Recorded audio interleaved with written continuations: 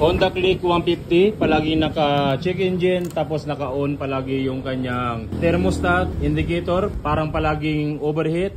Ano yung mga dapat gawin? Sira ba ang wiring o sira ang thermostat? Para mabilis nating malaman kung wiring ang sira o thermostat, ganito lang ang dapat yung gawin. Ang una nating gagawin, tatanggalin natin yung socket ng ating EOT. Pangalawa, kailangan nyo ng resistor. Pwedeng 1K ohms na resistor o kahit anong klaseng resistor. Ang gagawin natin, yung dalawang pin ng ating resistor, ganito ang gagawin natin. Tapos ilalagay natin sa socket ng ating EOT sensor. Ngayon, kapag nilagay natin yung resistor dito sa socket ng ating EOT sensor, kung hindi nawala yung indicator ng thermostat, ang ibig sabihin yan may problema sa wiring at hahanapin natin yon. Pero kung nilagay mo yung resistor dito sa socket ng ating EOT sensor at nawala yung ating indicator ng thermostat, ang ibig sabihin hindi wiring ang problema kundi yung mismong EOT sensor ang may problema. So ilagay natin tong resistor dito sa socket ng ating EOT sensor. Pagkatapos nating mailagay yung resistor, tignan natin kung meron pang indicator na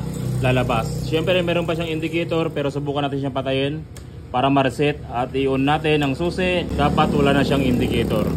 So kung mapapansin nyo mga katropa, wala nang indicator na lumabas dito sa dashboard panel ni boss. Ang ibig sabihin yan, walang problema sa wiring kundi may problema sa EOT sensor.